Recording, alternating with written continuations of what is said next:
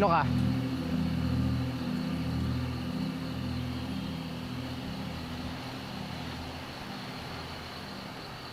Bakit mo ako sinusundan? Sino ka? Ilang taon lang tayo hindi nakita. Nakalimutan mo na itsura ko? Ang daya-daya mo naman. Bakit ba kasi ang tagal-tagal mong nawala? Hindi ka na bumalik. Mula nung huling birthday ko. Alam ko na. Marami ka na kasi nakilala sa Maynila. Marami ka ng kaibigan doon. Kaya hindi ka na rin nagbakasyon dito. Ellie? Ellie, ikaw nga. Kamusta ka na, Knight? Ano nga palang ginagawa mo dito? Tsaka, ano nangyari dyan? Bakit may ganyan ka? Napawi ka ba? Tama, ikaw nga si Ellie. Ikaw lang pwede magtanong sunod-sunod kaya hindi pa nasasagot ang unang tanong mo. Dulas ako sa CR namin. Tsaka wala lang, namamasyal. Eh, ikaw, ba't ka nandito? Nakita kitang naglalakad. Nagulat nga ako eh. Hindi ko kasi alam na andito ka. Sinundan kita. Hindi sana kita babatiin kasi baka snabin mo lang ako.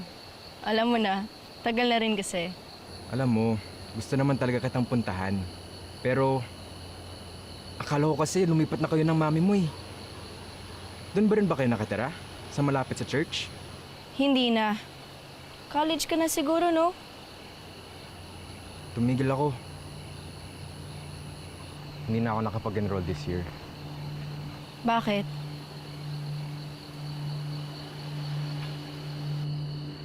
Ellie, bulag ako. Lasing na lasing ako nun eh. Hahanapan ko sana si Mami.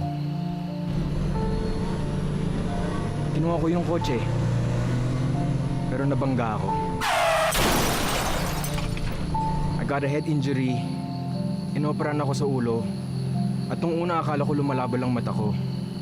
Pero glasses after glasses, napataas ang lente. Halos wala akong makita. Hanggang 3 months ago, wala na talaga akong makita.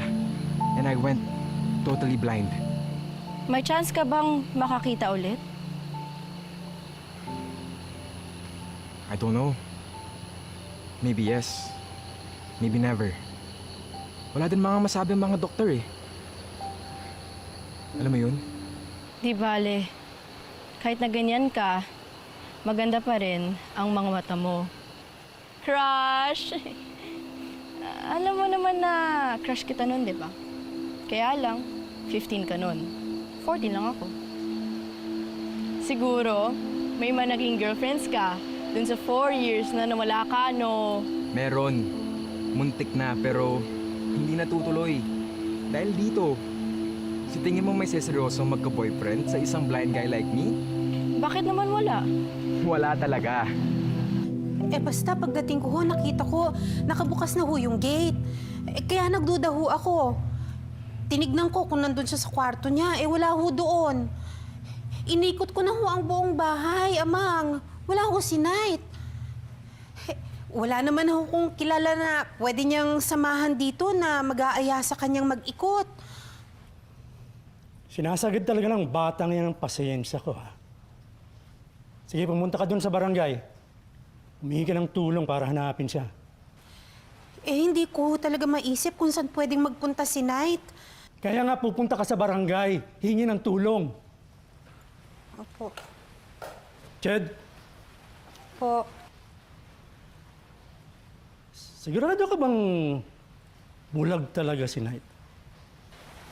Bakit yun naman ho na itunong yan, amang? Wala. Sige na.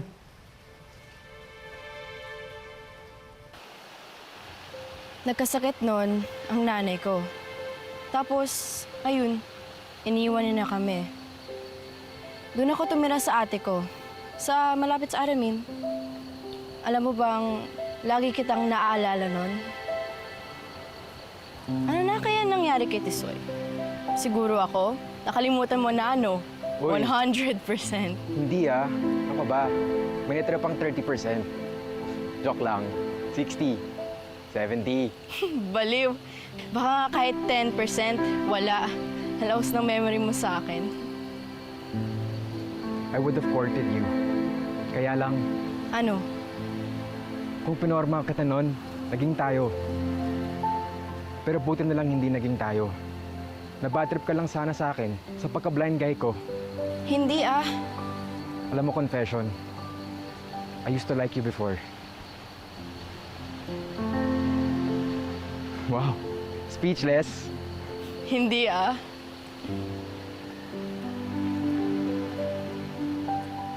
Ellie?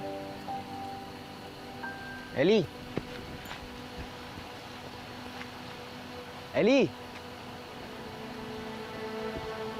Ellie?